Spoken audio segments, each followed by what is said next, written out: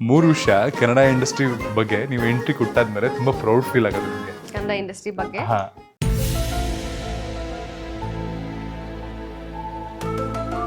ಎಲ್ಲ ಸೇರಿ ಒಂದೇ ಪಾಯಿಂಟ್ ಹೇಳ್ಬೇಕು ನಾನು. ನೀವು ಟೈಮ್ ಕೊಟ್ಟು ಕೇಳ್ಬೇಕು ತಾನೆ ಆಗ್ಬೋದಿತ್ತು. ಹೌದು, ಯೋಚನೆ ಮಾಡ್ಬೇಕಾದ್ರೆ ಟೈಮ್ ತಗೊಳ್ಳಿ, ಮಧ್ಯ ಎಡಿಟ್ ಮಾಡ್ಕೊಳ್ಳೋಣ. ಟೈಮ್ ತಗೊಳ್ಳಿ, ಮಧ್ಯ ಎಡಿಟ್ ಮಾಡ್ಕೊಳ್ಳೋಣ. ಇಲ್ಲ ಸಂಜನಾ ಆನಂದ್ ಮ್ಯಾರೇಜ್, ಸಂಜನಾ ಆನಂದ್ ಹಸ್ಬೆಂಡ್, ಸಂಜನಾ ಆಗಿದ್ಯಾ? ಅಯ್ಯೋ ನನ್ಗಿಬ್ರು ಮಕ್ಕಳು ಮಾಡ್ತಿತ್ತು ಹುಡುಗಿರ ಅಂದ ತಕ್ಷಣ ಹಾಕಿರ್ತೀವಿ ಇಂಡಿಕೇಟರ್, ಸುಂಗಿ ಅಂತ ಪಾಸ್ ಆಗ್ಬಿಡೋದು. ಏನ್ ಮಾಡ್ತಾರೆ, ಏನ್ ಬೈಯಲ್ವಲ್ಲ ನಿಲ್ಸ್ಬಿಟ್ಟು. ನೀವು ಹಾಕಿರ್ತೀರಿ ಇಂಡಿಕೇಟ್, ಯಾಕೆ ಕಡೆ ಹಾಕಿರ್ತೀರ?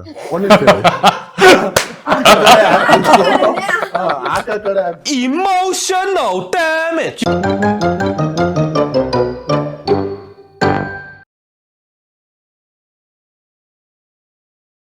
Hi, welcome back to fun round of Hayagriva.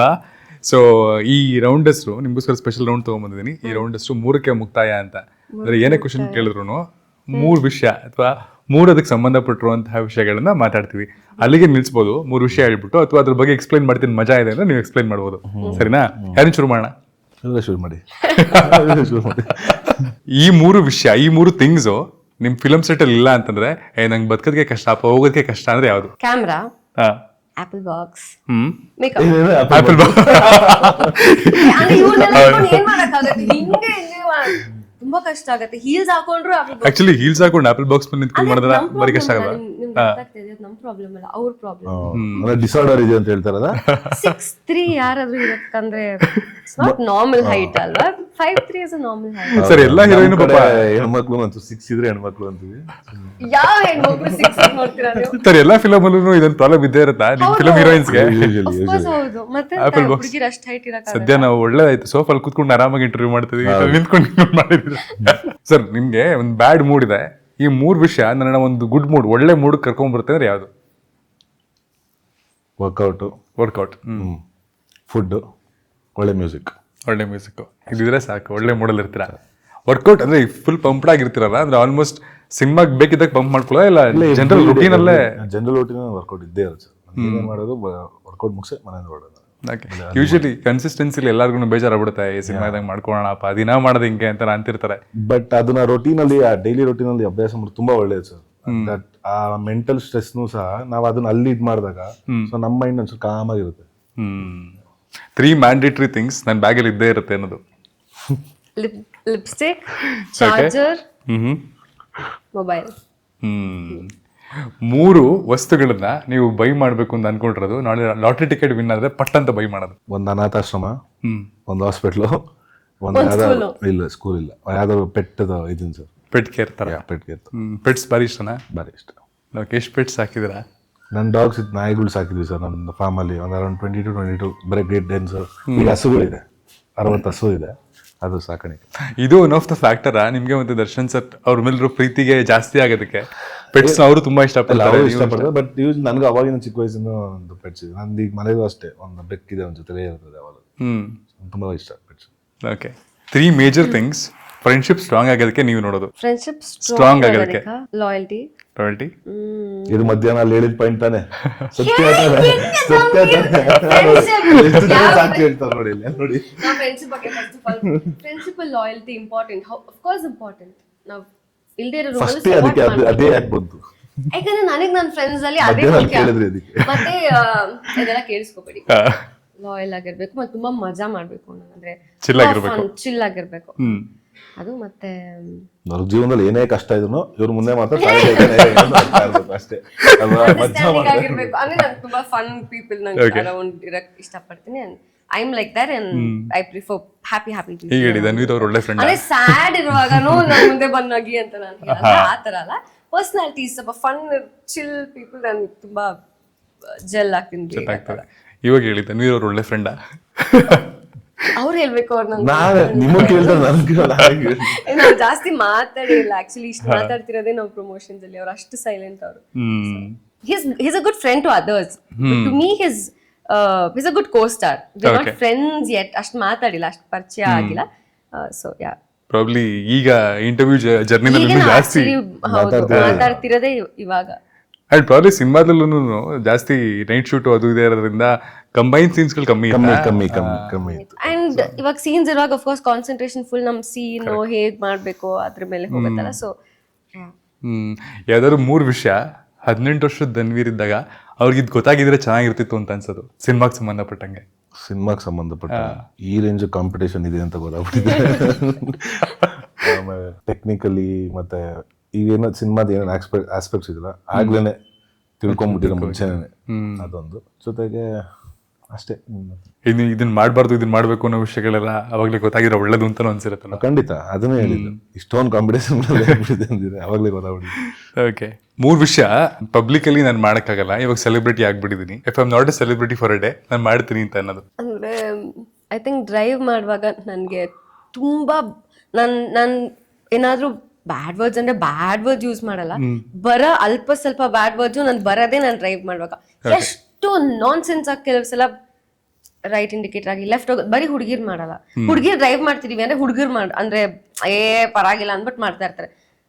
ಈ ಅಂದ್ರೆ ನೋನ್ ಫೇಸ್ ಅನ್ನುವಾಗ ಜಾಸ್ತಿ ಬೈಕ್ ನೋಡಕ್ ಆಗಲ್ಲ. ಸೊ ಐ ಥಿಂಕ್ ಅದನ್ನ ತುಂಬಾ ಮಿಸ್ ಮಾಡ್ಕೋತೀನಿ. ಕಂಟ್ರೋಲ್ ಅವ್ರ ಇಂಟರ್ನೆಟ್ದಾಗೆ ನಾನ್ಸೆನ್ಸ್ ಯಾವ ತರ ಬೈಯೋದು ಯಾವ ಪದ ಉಪಯೋಗಿಸ್ತೀರ ಅನ್ಸುತ್ತೆ. ಅದನ್ನ ಎಕ್ಸ್ಪ್ಲನೇಷನ್ ಮಾಡೋದಂದ್ರೆ ಹೇಳಿದ್ರು ಒಂದೊಂದು ಪಾಯಿಂಟ್. ಅವ್ರ ಇಂಟೋನೇಷನ್ ಚೆನ್ನಾಗಿತ್ತು. ತುಂಬಾ ಬ್ಯಾಡ್ ವರ್ಡ್ಸ್ ಅಲ್ಲ, ಸ್ವಲ್ಪ ಬ್ಯಾಡ್ ವರ್ಡ್ಸ್ ಅಂದ್ರೆ ಹುಡುಗಿ ಲೆವೆಲ್ಗೆ ಬ್ಯಾಡ್ ವರ್ಡ್ಸ್. ಓಕೆ, ಒಂದಾಯ್ತು. ಬೇರೆ ಎಲ್ಲ ಮಾಡ್ತೀನಿ ನಾನು. ನನ್ಗೆ ಏನೇನ್ ಬೇಕು ಎಲ್ಲಾರು ಮಾಡ್ತೀನಿ. ಪಬ್ಲಿಕ್ಲಿ ಮಿಸ್ ಮಾಡ್ಕೊಳ್ತಿರೋದು ಯಾವ್ದು ಇಲ್ಲ. ಇಲ್ಲ 3 ವಿಷಯ ಜನಗಳು ಕನ್ಸಿಸ್ಟೆಂಟ್ ಆಗಿ ನನ್ನ ಬಗ್ಗೆ ತಪ್ಪು ತಿಳ್ಕೊಂಡಿದ್ದಾರೆ ಅಂತ ನಿಮ್ಗೆ ಅನ್ಸೋದು. ಅದೇ ನಾನು ಕುಸುಮ್ನೆ ಕೂತಿರೋ ಆಟಿಟ್ಯೂಡ್ ಗಾಂಚಲಿ ಕಣಪ್ಪ ಅಂತ ಅನ್ಕೊಳ್ಳೋದು.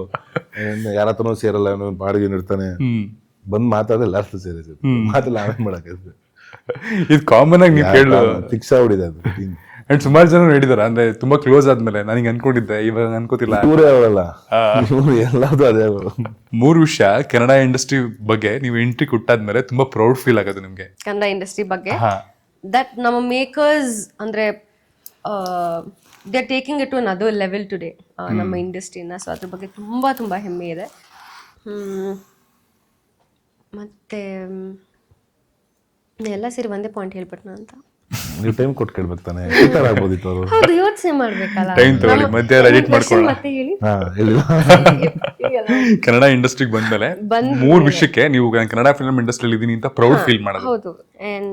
ಅಂಡ್ ಇಲ್ಲಿ ಅಂದ್ರೆ ನಾನು ನನ್ನ ವಿಷಯ ಮಾತ್ರ ಮಾತಾಡ್ತಿದ್ದೀನಿ. Of course I've heard bad things also. ತುಂಬಾ ಚೆನ್ನಾಗಿ ಟ್ರೀಟ್ ಮಾಡ್ತಾರೆ ಹುಡುಗಿರ್ನ. ಅಂಡ್ ಅಂದ್ರೆ ಬೇರೆ ತರ ಮಾತ್ರ ಕಾಸ್ಟಿಂಗ್ ಎಲ್ಲ ನಡೆಯಲ್ಲ. ಲೈಕ್ ಜೆನ್ಯೂನ್ ಆಗಿ ಟ್ಯಾಲೆಂಟ್ಸ್ನ ಹುಡುಕಿ ಜೆನ್ಯೂನ್ ಆಗಿ ಆಪರ್ಚುನಿಟೀಸ್ ಕೊಡೋರು ಇದ್ದಾರೆ. ಅಂಡ್ ಟಚ್ ವುಡ್ ಒಳ್ಳೊಳ್ಳೆ ಟೀಮ್ಸ್ ಜೊತೆ ವರ್ಕ್ ಮಾಡಿದ್ದೀನಿ ನಾನು. And I am really proud. I work with very decent and ಬರೀ ಸಿನಿಮಾ ಕೆಲಸ ಮಾಡುವಂತ ಟೀಮ್ಸ್ ಜೊತೆ, ವೆರಿ ಪ್ಯಾಷನೇಟ್ ಟೀಮ್ಸ್ ಜೊತೆ. So that I am really proud of. I've come across good people all these years ಅಂತ. And ಇನ್ನೊಂದಂತ ಹೇಳಿದ್ರೆ ನಮ್ಮ lot of love from audience. Yeah, that also, yes. Lot of love from audience. Choosy ಇದ್ದಾರೆ ನಮ್ಮ Kannada audience, ಹೌದು. But ಒಂದ್ಸಲ ಪ್ರೀತಿ ತೋರಿಸಿದಾಗ ಅಷ್ಟೇ ಪ್ರೀತಿ ತೋರಿಸ್ತಾರೆ. ಸೊ ಅದ್ರ ಬಗ್ಗೆ ತುಂಬಾ ತುಂಬಾ ಹೆಮ್ಮೆ, ಖುಷಿ ಇದೆ. ಓಕೆ ಸರ್, 3 ವಿಷಯ. ಫ್ಯಾನ್ಸು ಕ್ರೇಜಿ ಆಗ್ಬಿಟ್ಟು ನಿಮ್ಮ ಅಟೆನ್ಷನ್ ಅನ್ನ ಗ್ರಾಬ್ ಮಾಡೋದಕ್ಕೆ ಅಥವಾ ನಾವು ಇದೀವಿ ಅಂತ ತೋರಿಸ್ಕೊಳ್ಳೋದಕ್ಕೆ ಮಾಡುವಂತಹ ಒಂದಷ್ಟು ಚೇಷ್ಟೆಗಳು ಮಾಡ್ತಾನೆ ಇರ್ತಾರೆ ಸರ್.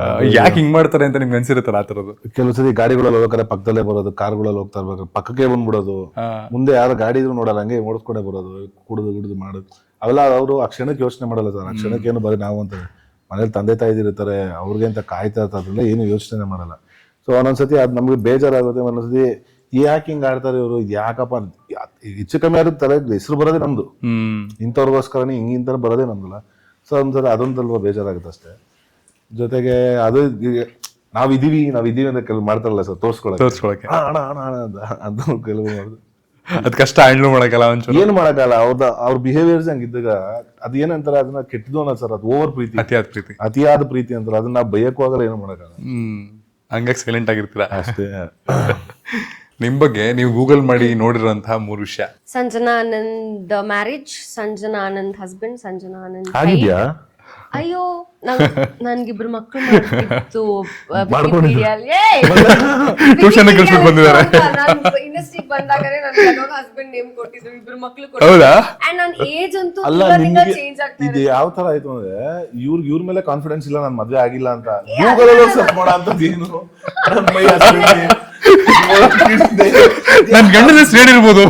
ಇವ್ರಿಗೆ ಕಾನ್ಫಿಡೆನ್ಸ್ ಇಲ್ಲ. ಇವ್ರಿಗೆ ಮೋಸ್ಟ್ಲಿ ಹಂಗಾರೆ ಯಾವ್ದು ಆಗಿಂದ ನಾನು ನೋಡೋಣ ಬಂದ್ಬಿಟ್ಟು ಲೆಕ್ಕಾಚಾರ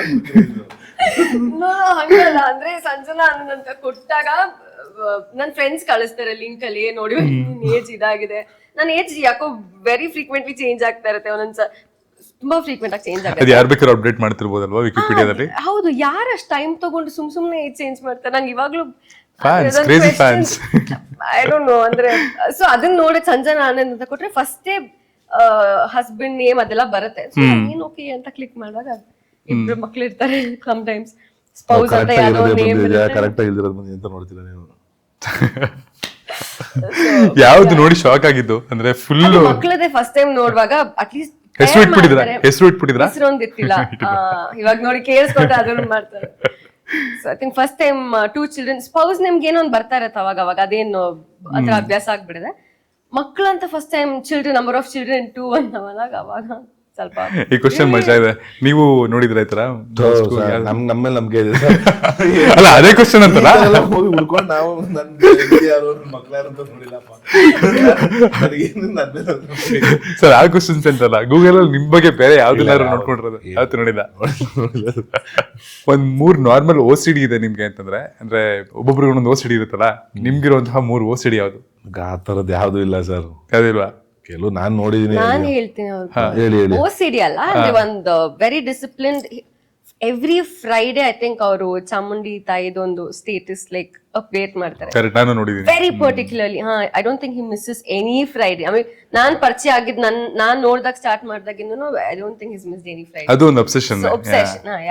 ಅವ್ರು ಶೂಟ್ ಮಾಡಕ್ ಬರುವಾಗ ಪೂಜೆ ಮಾಡಿ ಅವ್ರ ಸ್ಟಾಫ್ ಎಲ್ಲ ಕುಂಕುಮ ಇಟ್ಟು ನೀಟಾಗಿ ಪೂಜೆ ಮಾಡಿನೇ ಕರ್ಕೊಂಡ್ ಬರೋದು. I think that is one every day shoot. ಎರಡು ಹೇಳಿದ, ನೀವೊಂದು ಹೇಳ್ಬಿಡಿ. ನಾನು ಅದನ್ನ ಅಬ್ಸೆಷನ್ ಅಂತ, ಅದನ್ನ ಡೈಲಿ ರೂಟೀನ್ ತರ ಸರ್, ಅದನ್ನ ಅಭ್ಯಾಸ ಆಗ್ಬಿಡಿದೆ. ಈ 3 ವಿಷಯಕ್ಕೆ ಸಂಜನಾ ಅವ್ರಿಗೆ ಸಿಕ್ಕಾಪಟ್ಟೆ ಸಿಟ್ಟು ಬರುತ್ತೆ ಅಂದ್ರೆ ಯಾವ್ದು? ಅದೇ ಹುಡುಗಿ ಡ್ರೈವ್ ಮಾಡ್ತಾರೆ ಅಂದ ತಕ್ಷಣ ಹೆಂಗೋ ಹೋಗ್ಬಿಡ್ಬೋದು, ಸುಮ್ನೆ ಹಿಂಗ್ ಗುರಾಯಿಸ್ಬಿಟ್ರೆ ನಾವ್ ಹೆದರ್ಕೊಂಡ್ಬಿಡ್ತೀವಿ ಅಂತ. ಯಾವ್ದು ಜೋರಾಗಿ ಆಗಿದೆ, ಎವ್ರಿ ಟೈಮ್ ಹುಡುಗಿರ್ ಅಂದ ತಕ್ಷಣ ಹಾಕಿರ್ತೀವಿ ಇಂಡಿಕೇಟರ್, ಸುಂಗಿ ಅಂತ ಪಾಸ್ ಆಗ್ಬಿಡೋದು. ಏನ್ ಮಾಡ್ತಾರೆ, ಏನ್ ಬೈಯಲ್ವಲ್ಲ ನಿಲ್ಸ್ಬಿಟ್ಟು. ನೀವು ಹಾಕಿರ್ತೀರಿ ಇಂಡಿಕೇಟರ್, ಯಾವ ಕಡೆ ಹಾಕಿರ್ತೀರ? ಆಕ ಕಡೆ ಹಾಕ್ಬಿಟ್ಟು ಇಂಡಿಕೇಟರ್ ಹಾಕಿದ್ರೆ ಓಕೆ, ಇಂಡಿಕೇಟರ್ ಈ ಕಡೆ ಹಾಕ್ಬಿಟ್ಟು ಆ ಕಡೆ ಕೊಟ್ರೆ ನಿಮ್ ಲೈಸೆನ್ಸ್ ಕೊಟ್ಟು ಬಿಡಿ ಹೇಳಿ. ಸೊ ಈ ತರ ಇದಕ್ಕೆ ಏನ್ ಸಿಟ್ಟು ಬರುತ್ತಾ? ಇದಕ್ಕಂತೂ ಸಿಕ್ಕಾಪಟ್ಟೆ ಸಿಟ್ಟು ಬರುತ್ತೆ. ಮತ್ತೆ ಟೈಮ್, ನಂಗೆ ತುಂಬಾ ಟೈಮ್ದು ಅದೊಂದು OCD ತರ ವೆರಿ ಪರ್ಟಿಕ್ಯುಲರ್. 10 ಅಂದ್ರೆ ನಂಗೆ 10:05 ಬಂದ್ರು ನಾನು ಕಾಲ್ ಮಾಡ್ತಾ ಇರ್ತೀನಿ ಆಲ್ರೆಡಿ. ಹಲೋ ಅವ್ರಿಗೆ ಗೊತ್ತು ಅನುಭವ, ಅದಕ್ಕೆ 10:05 ಆದ್ರೆ ಕಾಲ್ ಬರ್ತಾ ಇರುತ್ತೆ. ಹಲೋ 10:05 ಆಯ್ತು, 10 ಅಂದ್ರೆ ಸುಮಾರು ಸರಿ ಬೈಸ್ಕೊಂಡ್ರೆ ಎಕ್ಸ್ಪೀರಿಯನ್ಸ್ ಇರ್ಬೇಕು. ಒಂದ್ ಸ್ವಲ್ಪ ಅಂದ್ರೆ ಟೈಮ್ ಕರೆಕ್ಟ್ ಆಗಿ ಹೋಗ್ಬೇಡಣ, ಅದೊಂದು ತುಂಬಾ ಅದು ಕೋಪ ಬರುತ್ತೆ. ಓಕೆ, ಬಿಟ್ರೆ ಅಂತ ಕೋಪ ಬರುತ್ತೆ ನನ್ನ ಮೇಲೆ. ನಂಗೆ ಕೋಪ ನಾವಿಬ್ರು ಕಾಲ್ ಎಳಿತಿದ್ವಲ್ಲ, ಅದಕ್ಕೆಲ್ಲ ಕೋಪ ಬರಲ್ಲ ತಾನೆ? ಇದೆಲ್ಲ ಕೋಪ ಬರಲ್ಲ. ಖುಷಿ ಅವ್ರಿಗೆ, ಖುಷಿ ಅಂತ ಖುಷಿ ಆಗುತ್ತೆ. ಹಸ್ಬೆಂಡ್ ಹೆಸರು ಮಕ್ಳ ಹೆಸರು ನನ್ ಮೇಲೆ ನನಗೆ ಕೋಪ ಬರೋದು ಯಾವಾಗ ಅಂದ್ರೆ ಈ ಫುಡ್ ಎಲ್ಲ ಚೆನ್ನಾಗಿ ತಂದಿಟ್ಬಿಟ್ಟಿರ್ತಾರಲ್ಲ, ಕಂಟ್ರೋಲ್ ಮಾಡಕ್ಕಾಗದೆ ತಿನ್ಬಿಡ್ತೀನಿ, ಅವಾಗ ನನ್ ಮೇಲೆ ನಂಗೆ ಕೋಪ. ಡಯಟ್ ಬ್ರೇಕ್ ಮಾಡಿದಾಗ ಅಂದ್ರೆ ಗೊತ್ತಿರತ್ತೆ ನೆಕ್ಸ್ಟ್ ಡೇ ಬ್ಲೋಟ್ ಆಗತ್ತೆ ಅಥವಾ ಕ್ಯಾಮ್ರಾ ದಪ್ಪ ಅಂದ್ರೂ ಅದ್ ಕಂಟ್ರೋಲ್ ಮಾಡಕ್ಕಾಗದೆ ತಿನ್ಬಿಟ್ಟಿರ್ತೀನಿ. ನಾನ್ ವೆಜ್ ಬಿರಿಯಾನಿ ಎಲ್ಲ ತಂದ್ಬಿಟ್ಬಿಟ್ರೆ ಅವಾಗ ನನ್ ಮೇಲೆ ನಂಗೆ ತುಂಬಾ. Nice. Last question, 3 classic films, 3 classic Kannada films ನಿಮ್ ಫೇವರೇಟ್, ನೀವು ಆಡಿಯನ್ಸ್ಗೆ ರೆಕಮೆಂಡ್ ಮಾಡೋದು? ಕರಿಯಾ, ಮೆಜೆಸ್ಟಿಕ್, ಸಂಗೊಳ್ಳಿ ರಾಯಣ್ಣ. ನೀವು? ನನ್ಗೆ ಮಿಲನ, ಕಿರಿಕ್ ಪಾರ್ಟಿ ನಂಗೆ ಸಿಕ್ಕಾಪಟ್ಟೆ ಇಷ್ಟ ಸಿನಿಮಾ, ಮುಸ್ಸಂಜೆ ಬಾತು. ಓಕೆ, ಈ ಕ್ಲಾಸಿಕ್ ಫಿಲ್ಮ್ಗಳಿಗೆ ಹೈಕ್ ಡಿವಾ ಕೂಡ ಸೇರ್ಲಿ. And very all the best ನಿಮ್ಗೆ. Thank you.